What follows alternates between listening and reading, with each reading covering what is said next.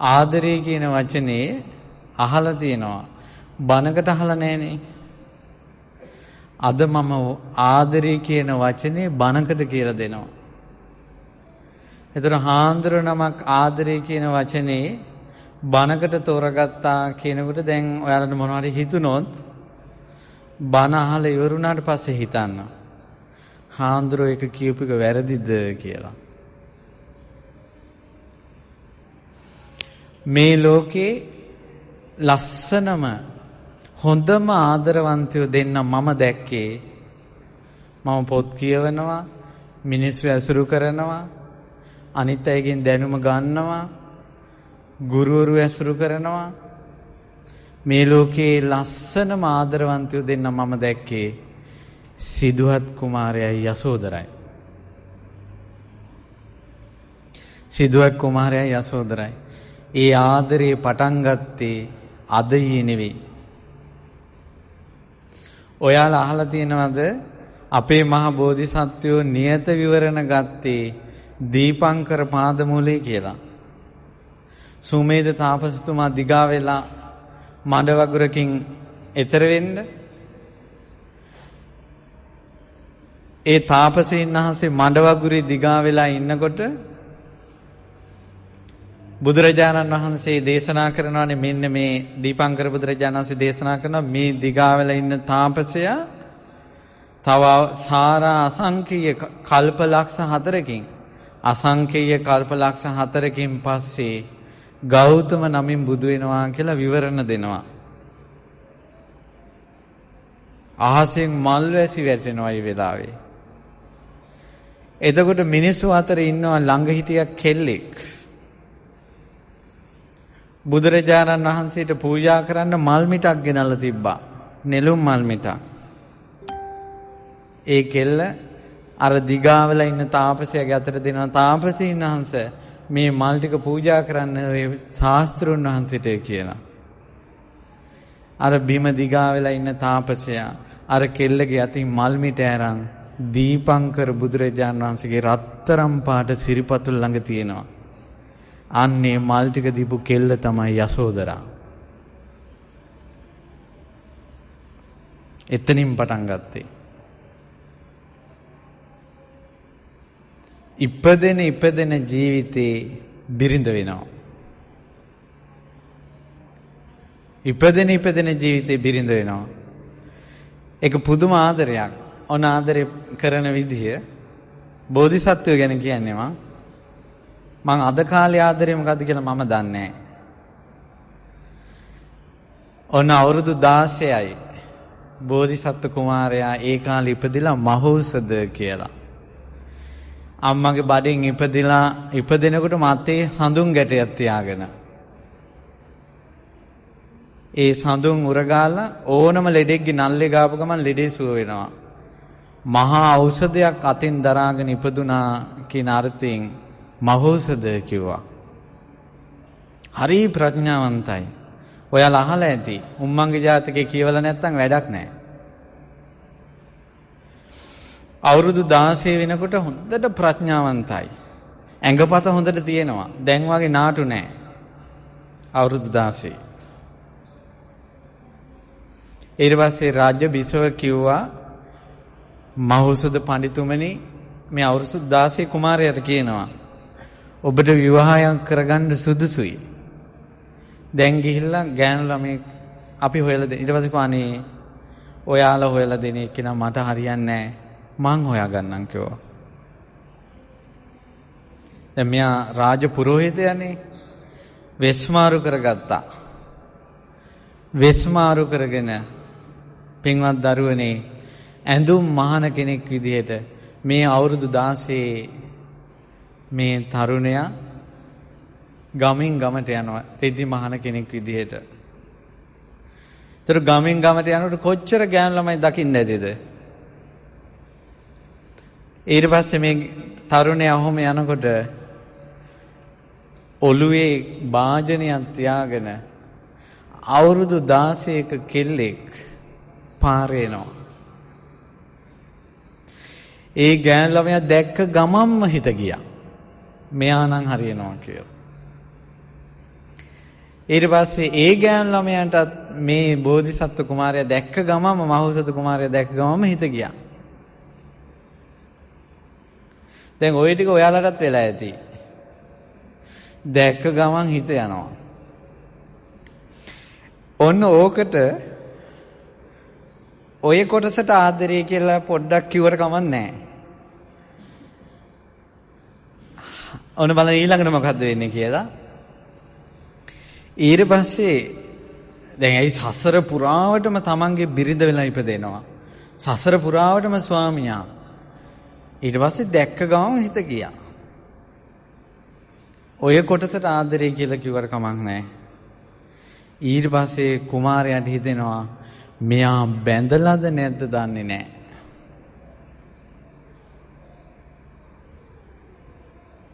අද කාලයට හිතෙන්නේ නැහැ. අද කාලයට හිත ගියම මේ කෙල්ල ඉගෙන ගන්නේ කීයේද?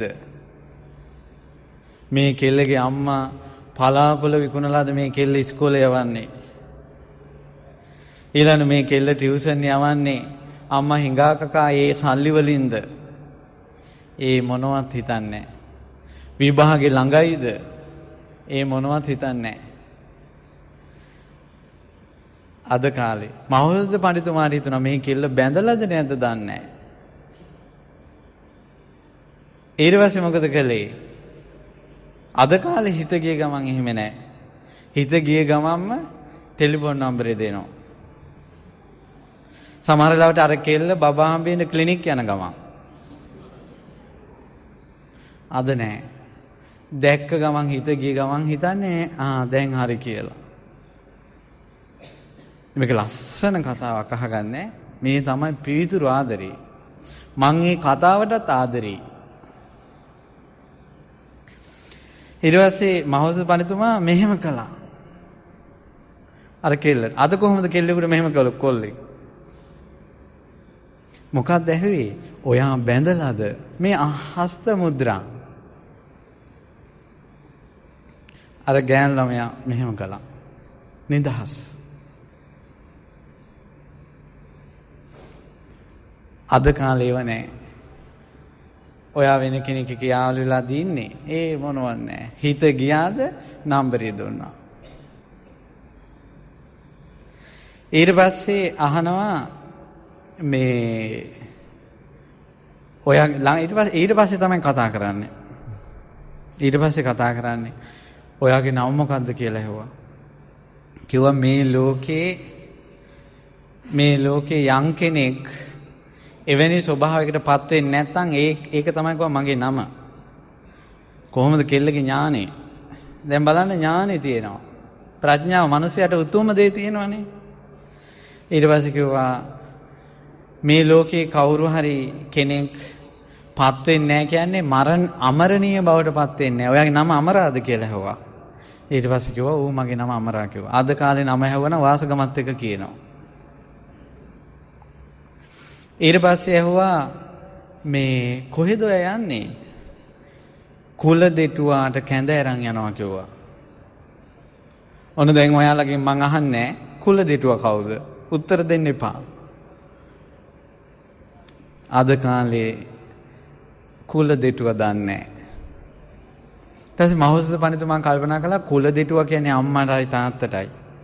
එතකොට ඈතක ඉඳලා අම්මට මොකුත් අරන් යනවා කියලා දෙයක් නැහැ. එහෙනම් තාත්තා. කිව්වා තාත්තට කැඳ අරන් යනවද? ඔව් කියලා කිව්වා. ඊට පස්සේ කිව්වා තාත්තා කොහෙද වැඩ? තාත්තා මොකද කරන්නේ? 1 2ක් කරනවා කිව්වා. ඔන්න දැන් හිතපන්කෝ ඒක. 1 2ක් කරනවා.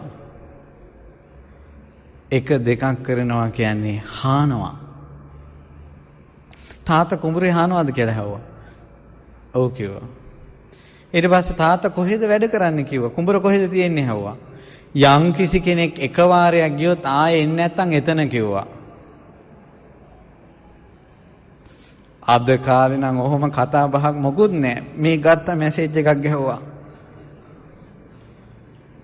අර මොකුත් නැහැ. පටන් ගන්නෙම අනේ පනේ කියලා පටන් ගන්නවා. එච්චරයි. පුදුමයි මේ කතාවට මං හරි ආසයි. ඊට පස්සේ කිව්වා ගියොත් එක්කෙනෙක් ආයේ එන්නේ නැත්තේ සොහනට. සොහනක් ළඟ වැඩද කියලා ඇහුවා. ඔව් කිව්වා. ඊට පස්සේ ඇහුවා මේ බලන්න ආදරයක් පටන් ගන්න හැටි. සසර පුරාවට ආපු ආදරයක් පටන් ගන්න හැටි. ප්‍රඥාවෙන් දැක්ක ගමන් හිත ගියානේ ඒක ආදරය. හැඟීමක් ඇති වුණානේ. ඒක ඉදිරියට පෝෂණය කරන්නේ ප්‍රඥාවෙන්. ඊට පස්සේ ඇහුවා ඔයා අද ගිහිල්ලා එනවද කියලා ඇහුවා. ඊට පස්සේ කිව්වා වැඩි වුණොත් එන්නේ නැහැ, අඩු වුණොත් එනවා කිව්වා. මහසස් පඬිතුමා කිව්වා ගඟක් හරහා යන්න තියනවද කියලා ඇහුවා. ගඟේ වතුර වැඩි වුණොත් එන්න වෙන්නේ නැහැ, අඩු වුණොත් එනවා. ඊට පස්සේ කිව්වා මට ඔයාලා ගෙදර යන්න පාර කියන්න කිව්වා. නෑ ඉස්සෙල්ලා කිව්වා ඊට පස්සේ අයියේ කැඳ බොනවද කියලා ඇහුවා. ඊට පස්සේ කිව්වා හා කියලා. ඊට පස්සේ මහෞෂධ පඬිතුමා ඉඳගත්තා. මහෞෂධ පඬිතුමා හිතුවා මේ කෙල්ල මගේ අත හොදන්න වතුර දෙන්නේ නැතුව කැඳ දුන්නොත් එහෙම මේ කෙල්ල මම මෙතනම දාලා යනවා. ආයෙ කතා කරන්නේ නැහැ කියලා. දැන් ආදරේ ඇති වෙලා හැම මේ විභාගෙකම පාස් වුණා කෙල්ල. ඒත් හිතුවා මේ කෙල්ල මගේ අත හොදන්න දෙන්නේ නැතුව කැඳ දුන්නොත් එහෙම මම මේ කෙල්ල මෙතන දාලා යනවා. ඒ කෙල්ල අත හොදන්න වතුර දුන්නා.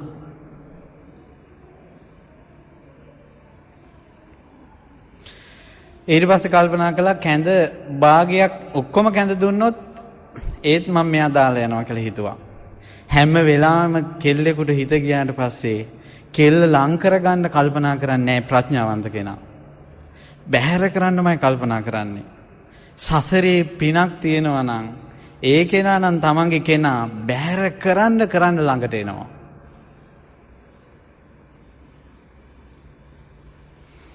ඊට පස්සේ කල්පනා කළා මේ ඊට පස්සේ කෙල්ල කැඳ භාගයක් තියාගෙන කැඳ ටිකක් දුන්නා. ඊට පස්සේ බලන්න මේ සසරේම ආපු ප්‍රේමයක් පටන් ගන්නෙ කැඳ ටිකක් දීලා. අද චොකලට් වලින් පටන්ගෙන කැඳත් නෑ අවසානයේද.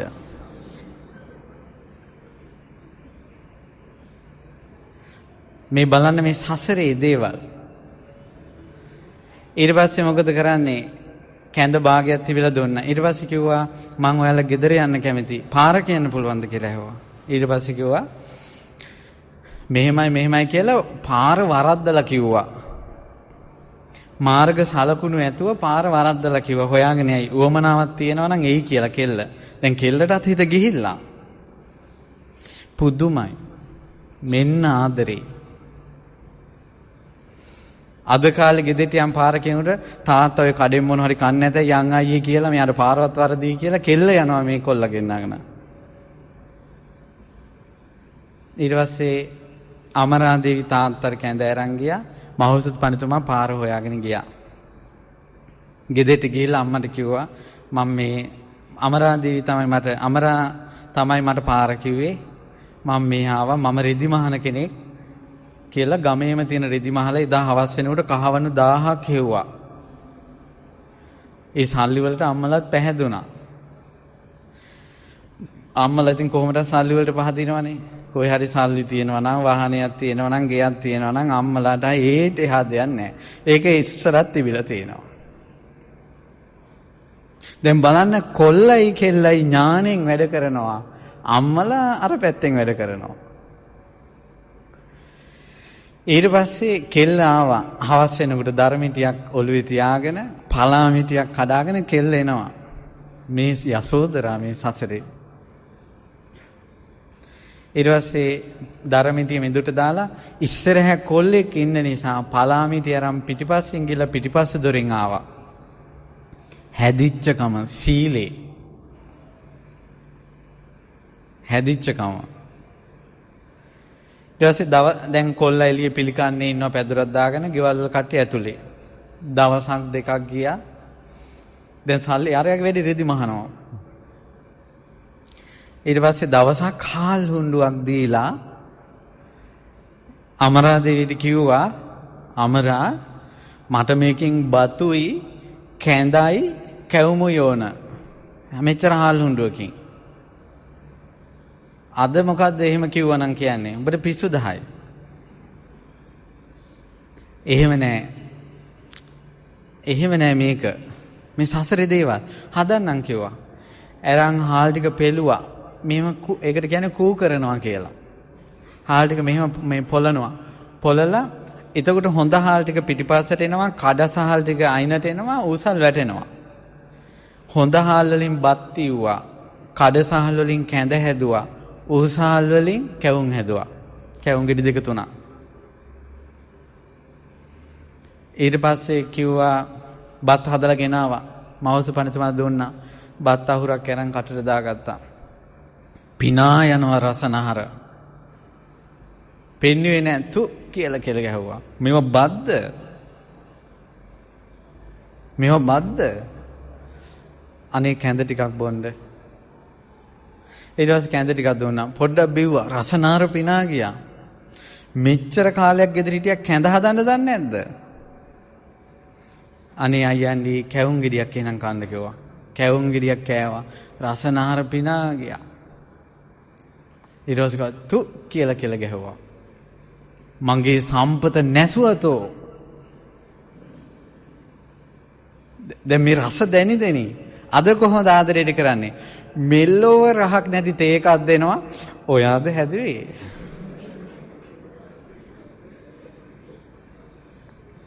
හරි වෙනස්. අද කාලේ නම් Tamange ඇත්තටම ප්‍රඥාවන්ත සසරේ ප්‍රඥාවන්ත හිටියත් එකතු වෙන්නේ නැති වෙයි මේ ක්‍රමයට නම්. හරි ලාමකයි, බොළඳයි. හරි බොළඳයි. ඥානයක් නැහැ. ඒකයි තියෙන්නේ. මම දන්නේ නමුත් මට හිතෙනවා ඔහොම තමයි මේ ලෝකේ තියෙන්නේ කියලා. ඊට පස්සේ ඊළඟට කලේ මොකද්ද? උඹ මගේ වස්තුව නැසුවා කියලා අර කැඳායි බතුයි කැවුණු එකට දාලා වතුර දාලා මෙහෙම පොඩි කළා. පොඩි කළා හිටපන් මෙතන කිව්වා. අවුව වැටෙන තැනක්. ඉඳලා රාගසිතකින් නෙවෙයි. අර කැඳ ටික අරන් මූණේ අත්වලයි ගාලා අවුව හිටපන් කිව්වා. එදා තමයි ඇඟට ටච් කළේ. එදා තමයි මවසද පඬිතුමා ඇඟට ටච් කළේ. ඒත් පරීක්ෂණයක්. ආදරේ බලන්න. සිතවිල්ලකින් හිත වෙනස් වෙන්නේ නැහැ. අවුවේ ඉන්නවා කෙල්ල. ඉටි රූපයක් වගේ ලස්සන කෙල්ලෙක්. අවුවේ ඉන්නවා කැඳ මූණෙත් ගාලා. පුදුමයි. මේක තමයි ආදරේ. ඔයාලා ඒක දන්නවද දන්නෙත් නැහැ. මේක තමයි ආදරේ කියන්නේ. ඔයාලා දන්නේ ආදරේ ගැන තියෙන වචනේ Facebook වල යන වචන ටික විතරයි. ඊට පස්සේ එහෙම කළාට ආදරේ නිසා මේ හදවත උණු වෙනවා. මවුසල් පඬිතුමාගේ හදවත උණු වුණා. ඊට පස්සේ කිව්වා යන්න නාගෙන එන්න කියලා යවුවා. දැන් බලන්න මේ පිවිතුරු ආදරයක් හොයන හැටි. ඒ ආදරේ පිනක්. ආදරේ කියන වචනේ පිනක් නිසා තමයි බනට කියන්නේ. ආදරේ කියන වචනේ පිනක් නිසා බනට කියන්නේ. මේ ආදරේ කොහෙන්ද කෙලවර වෙන්නේ කියලා බලන්න. ඊට පස්සේ මහෞෂධ පඬිතුමා දවස් ගාණක් ගිහිල්ලා ගෙදෙට්ට අර හම්බ කරපු රං කහවණු ඔක්කොම ටික දීලා කෙල්ල අරන් ගියා. ගිහිල්ලා දොරටු පාලකයාගේ ගෙදර තියලා මහෞෂධ පඬිතුමා ගියා. ගිහිල්ලා ඇඳුම් ඇඳගෙන හැඩි දැඩි හැඩ වැඩ තියෙන කොල්ලෝ කිහිප දෙනෙක් පිටක් කළා. අහවල් ගෙදර ලස්සන කෙල්ලෙක් ඉන්නවා යාළු කරගන්නilla කියලා. ඊට පස්සේ අර කටි ගිහිල්ලා අනේ ඔයා ඇපල් මලක් වගේ දෙලුම් මලක් වගේ කියලා ලස්සනට වර්ණනා කළා කියලා අර කෙල්ල යාළු කරගන්න හදනවා. ඊට පස්සේ කිව්වා මම ස්වාමියෙක් ඉන්නවා කිව්වා මන්ට. ওই කතා කියන්න එපා කෝ පව් සිද්ධ වෙයි කිව්වා. අද නෑනේ. අද නෑනේ. මගේ යාළුවෝ දෙන්නෙක් හිටියා. ඒ යාළුවෝ දෙන්නත් එක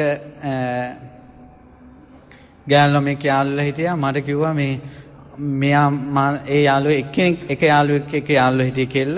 මට කිව්වා අරයා මාව අත්හැරියොත් අනිත් එක්කෙනත් එක්ක යාළු වෙනවා මං. සෙල්ලමක් වගේ. සෙල්ලමක්.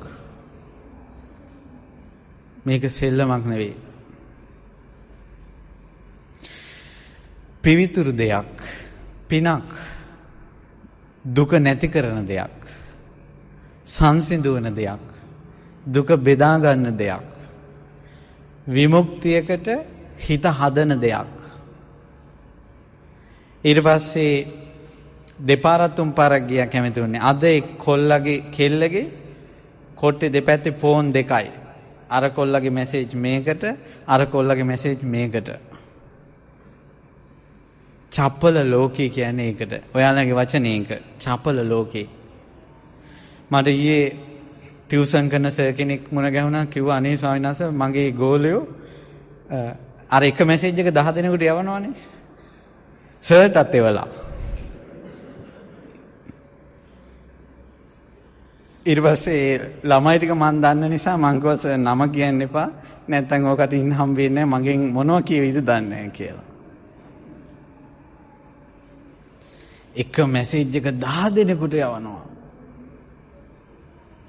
සසරේ කවදාවත් අවංක ආදරයක් නම් හම්බ වෙන්නේ නැහැ. මේ පිවිතුරු දෙයත් එක සෙල්ලම් කළා.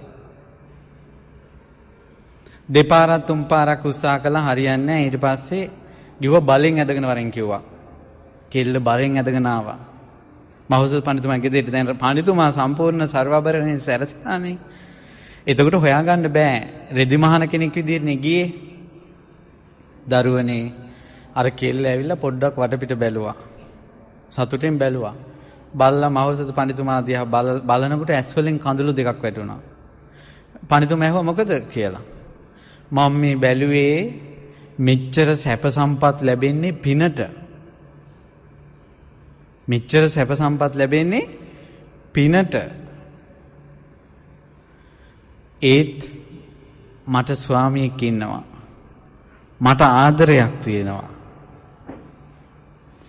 මට ආදරයක් තියෙද්දි මට ස්වාමියෙක් ඉඳිද්දි ඔහේ මාව බලෙන් ඇදගෙන ආවා. උඹ නිරේ යනවා කිව්වා ඊළඟ ජීවිතේ. ඒ නිසා මට දුකයි කිව්වා. කොහොමද කෙල්ලන්ගේ කතා? නියමයි. අද නම් බලයි අර කරෙදි මහණෙක් ඉන්නේ බං. මේකනේ සැප කියලා. සසරටම ලැබෙන්නේ නැහැ. ඒ ආදරෙත් එක්ක සෙල්ලම් කරලා හිත රිදවන එක. මෙහෙම එකක් බැරි නම් ආදරේ නොකර ඉඳයි තියෙන්නේ. එහෙම එකක් බැරි නම් කො මං වගේ මහාන වෙන්න ඕන.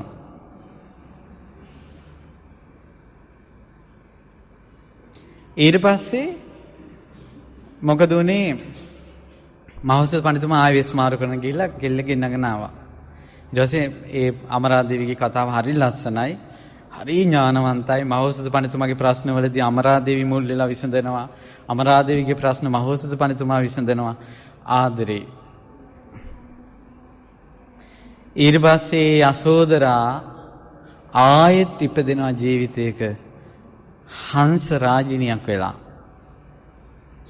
බෝසතාණන් වහන්සේ හංසෙක්. හංසයා අහු වුණා මන්දට. කෑ ගහනකොට සියලු හංසෝ ඉගිරිලා ගියා. හංසි අහසින් ඉඳලා බැලුවා කෝ ස්වාමියා වරපටට අහු වෙලා. ඒ ළඟට ඇවිල්ලා කැරකිලා ඉන්නවා. Tamanට මද්දක් අහු වෙලා නැහැ. ඒකට කියන්නේත් ආදරේ කියලා. ඒකට කියන්නේත් ආදරේ කියලා. ළඟ ඉන්නවා. ළඟදීන් තරුණ ළමෙක් ආවා. අඬනවා. ඒ කොල්ලගේ හිත හදන්න මං සෑහෙන මහන්සි වුණා. ඒ කොල්ල පිළිකාරෝහලේ බෙහෙත් ගේන්දි යනවා කියලා කෙල්ලකවල උඹට පිළිකාවා. මං උඹ අවුරුදු 4ක් ආදරය කරපු කෙල්ල. මට බෑ උඹ වඳින්න කියලා වෙන එකෙක් ගියා. ඉතින් හිත හදලා කරුණු කාරණා කිව්වා.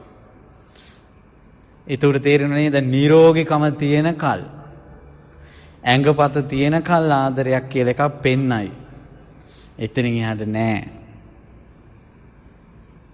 මේක නෑ. දැන් මල පුඩුවට අහුවෙලා ඉඳින් ළඟ ඉන්නවා හංසිය. ඒ යසෝදරා.